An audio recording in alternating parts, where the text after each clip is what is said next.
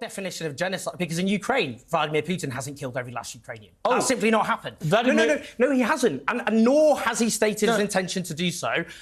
So Owen's response to this is he jumps right back to the Russia-Ukraine thing. It's like, what are you talking about? Russia has never said it wants to kill all the Ukrainians, and it hasn't, and it's not even trying to. So this is a very, very elegant way to destroy Piers' argument. So let's see what Piers says. Sorry, Vladimir Putin, to be clear, absolutely, by illegally invading a sovereign country and indiscriminately bombing anything in front of him. Indiscriminately bombing? Is waging a form of genocide. Wow. So this is where Piers is really falling apart because, again, he says that by invading a sovereign country and indiscriminately bombing, he is waging a form of genocide. That's exactly the counter-argument to your position, Piers. Just replace the word Ukraine with Palestine. Everything's exactly the same as what you just said. In the context of this debate, you are very, very confusingly saying aloud the argument that defeats everything you just said about this subject. It's actually kind of weird to see. Indiscriminate bombing, Gaza. More than 2 Hiroshima bombs worth have been dropped on East London in the space of 5 weeks. Okay, let me ask you two questions. No, you said Ukraine. No, I'm going to have to put this to you. Okay. 15,000 people have now been killed now by the Israelis, estimate, in Gaza. 1 in every 200 people in Gaza have now been killed. If you were to adjust for population in Ukraine, that would be 300,000 Ukrainian civilians. 300,000, there's been a terrible death toll. It's estimated by the UN, 10,000 civilians have been killed since February last year. In the space of 5 weeks, a country with a much, much smaller population has had a much higher, has had a death toll higher officially than that in Ukraine. So how can it be? I'm going to answer. How can it be that you call that genocide, but when you have nearly half the entire civilian death toll of the Bosnian War in a country which is twice the size in terms of population, why isn't that genocide, Piers? This is one of the strongest comebacks I've ever seen on an interview. This was an amazing way to state it. Really clear, concise. Why is it not a genocide when in fact this is more extreme and more consolidated, a higher percentage of the population and so on? I'm very interested to see how Piers will respond to this because as far as I'm concerned, he just got crushed. If Israel wanted to commit genocide, they would simply So would Russia. They would vaporize. So would Russia. They would nuke Ukraine. Russia wants to take over Ukraine. Yes, and they want to take over Gaza. And it will kill any number of Ukrainians, men, women, and children in that process. Again, everything that Piers just said has nothing to do with genocide. This has to do with war. Now, again, these are his assertions. I'm not agreeing with them or disagreeing necessarily. I'm just saying that what he's just said has nothing to do with genocide. That has to do with one country wanting to take over another country and having a disregard for the lives of the natives. That has nothing to do with genocide, even by his own definition earlier. It's very weird how he's just said this and how he thinks that justifies any of his claims that the Russia-Ukraine war is some sort of a genocide being committed, while this war, as he would put it, Israel's illegal invasion of Palestine, how that's not a genocide. Kind of interesting to see his arguments so thoroughly unraveling right before our eyes, but I don't know if he noticed that. The death rate in Gaza is much higher. The only reason it hasn't is that actually Ukraine has a large military supported by countries like the United States and is putting up one hell of a fight. So here he says, again, I think he's still talking about Russia taking over Ukraine. But even if we think that what he's just said is that Russia hasn't committed this big genocide because all these armed forces are there, whatever he means by that, it still doesn't help his point at all. The fact is, you can't call what Russia's doing in Ukraine any kind of genocide, probably at all. But if you could, you certainly would have to say it about Palestine if these are the metrics that you're using and the qualifiers for what a genocide is. So this Owen guy is completely spot on with this argument in particular. And Piers is like 0% right on this, actually. I don't see even one part of his argument that would allow him to call one side genocide and the other side not, if the side that he's talking about being genocide is Russia's invasion of Ukraine, and the side that he's saying isn't genocide is Israel's invasion of Palestine. Russia has nuclear weapons. Okay. And by the way, Ukraine gave theirs up. Russia has an armed... Let me ask you... What? No, you've got to accept this. Hang on. No. A far lower death rate in Ukraine. I've explained why. I've explained why. You haven't explained why. Yes, I have. Well, let me explain again. So now they're kind of arguing, going back and forth, and Owen's really trying to drive this point home in his own way. And Piers is scrambling. He's changing the subject a little bit. He's saying, oh, I already answered. Piers normally does a pretty good job of standing up for his views, but in this particular case, he is just completely crumbled. Israel have made it clear that they intend to occupy Gaza permanently. Yeah, which they should not be allowed to do. Owen is saying that Israel wants to occupy Palestine permanently. So the reason he's bringing this up is because of Piers' previous point about Russia wanting to take over Ukraine. And so he's just saying, here's another parallel. And Piers' answer to that is like, they shouldn't do that. So he's either intentionally or accidentally missing Owen's point here, which is that you have to call this a genocide if this is your definition of genocide, because all of the same points apply over here and even worse. And so I don't know if he really didn't understand that or if he's just sort of deflecting. But it's sort of sad to see. Sorry, mate, it's my interview of you. I know, but not your interview of me. Well, I think let me answer you. Okay, and yeah, so here's Piers doing this sort of, I'm the one asking questions, as he just talks and talks and talks and talks. So it's very powerful how he can use this on his show. And, you know, he's got the platform. He did the work to get this. But it's not a two-way discussion, and it's also not an interview. It's sort of something in between. Just, you know, keep that in mind when you watch his show.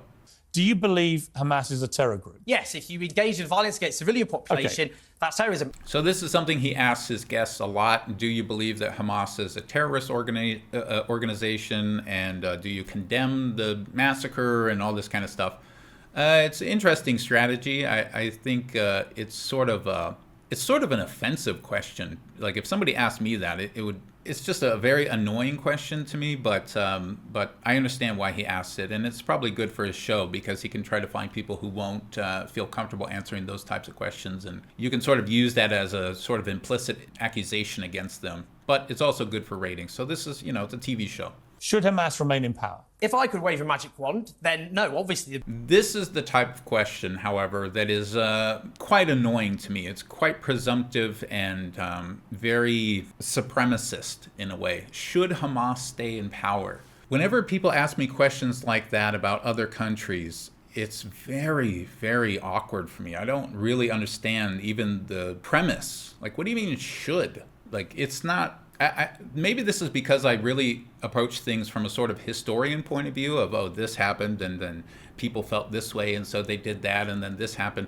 Maybe that's why I don't really get this type of question. But I mean, believe me, I have zero sympathy for any kind of terrorism, like, you know, killing, massacres, all that stuff is horrible beyond belief. And God help me, I would do anything to avoid that type of situation. But even I wouldn't say like that they should or shouldn't be in power. I don't even understand what that means. It starts from the point of view of like, we should be in control of other countries' power structures. And so what should we do with that power structure? It's a very, very British and an American point of view that I really think is I don't know if I would call it toxic. It's indicative of a very dangerous worldview.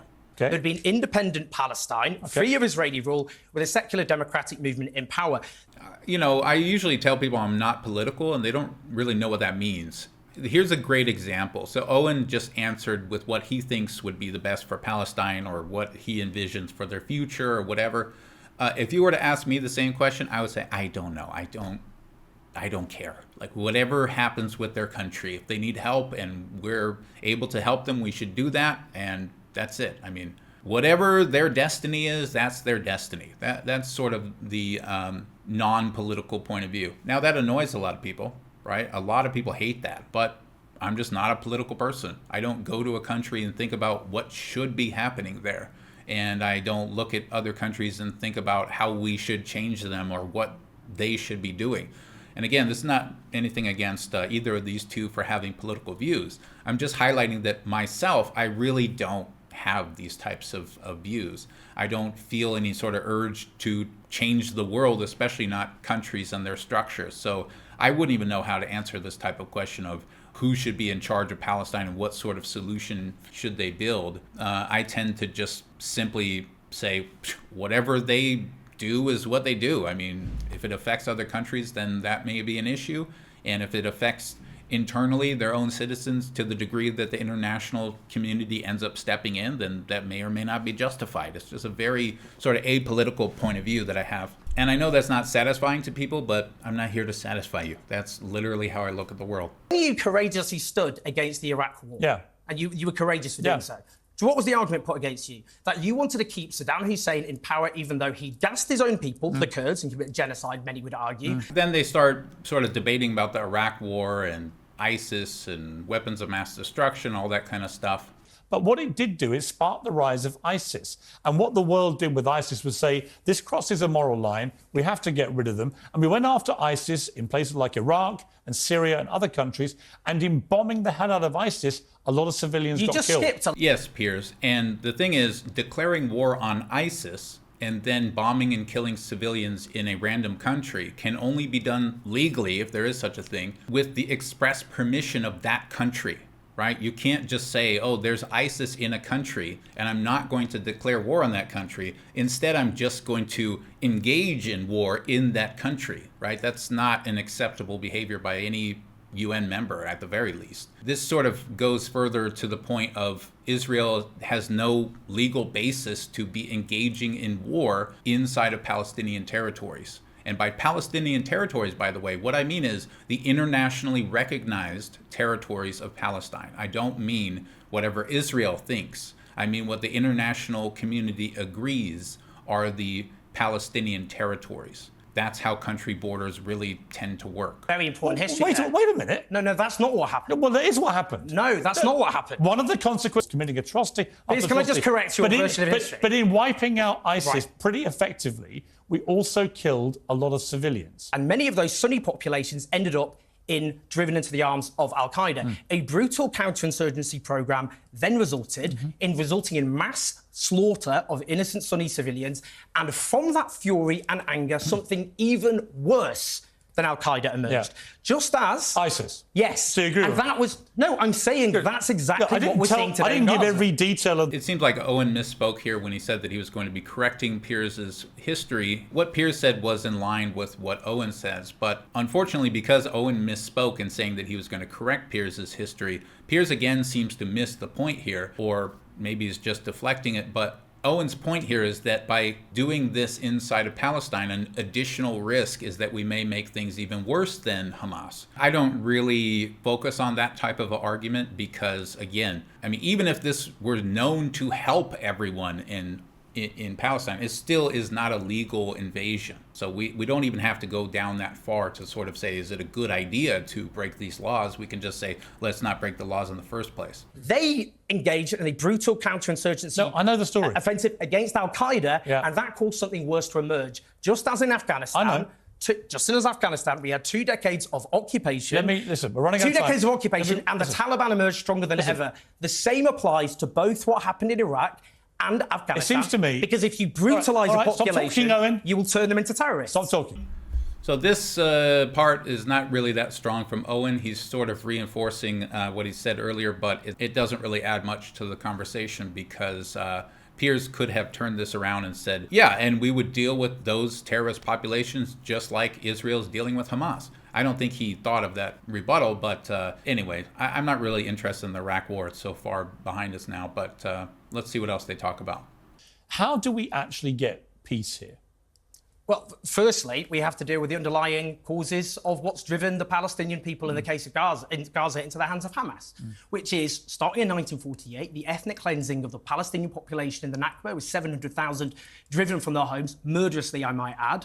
Then... And hundreds of thousands of Jews were driven from their homes before that. Not in Palestine. Well, they were driven away from Arab countries. Hold on. Wow, this is the craziest exchange I've seen in a long time. So Owen is making an argument that you'll hear quite a lot of, which is that the best way to move forward is for Israel to essentially stop invading this country. And he's not speaking about the current invasion. He's speaking about the entire invasion going back into the late 40s, 1947-8. Long story short, he's saying basically, let's rewind, let's separate this out, give Palestine control of its own territories, and stop this, as Piers would say, illegal invasion of Palestine. He's referring to the entire thing. And Piers' answer to this is crazy. Owen is talking about the forced resettlement of hundreds of thousands of Palestinians, which was sort of, at least according to Owen's views, the sort of seed to this current situation that we have now. And Piers says, oh, well, that also happened to the Jews. And he doesn't specify where. And then Owen says, not in Palestine. And I wish Owen would make this point even stronger. I know it's very difficult because it's all live and it's all happening very quick, but this is a crazy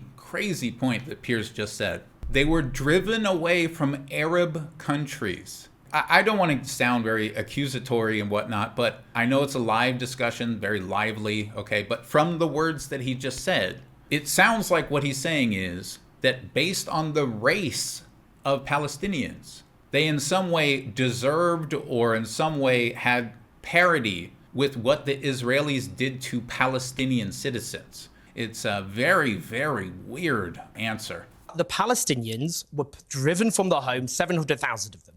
And then we had the illegal settlements and colonization, including in the West Bank, were completely unremarked upon. And I've already condemned there was mass terror, right? Illegal settlements, and as well as Amnesty International, as Human Rights Watch and B'Tselem describe it, the Israeli Human Rights Organization, a system of apartheid. But if you keep brutalizing the Palestinian people, ridding them of their freedom... I agree. Just a minor point here. Piers is quick to say things like, I condemn that, I don't agree with that, that's wrong, it shouldn't be that way. But he won't take the sum of those and make any sort of blanket statement. Like he'll say, oh, yeah, that's genocidal, and that's genocidal, and that's genocidal, and that's genocidal, but it's not a genocide.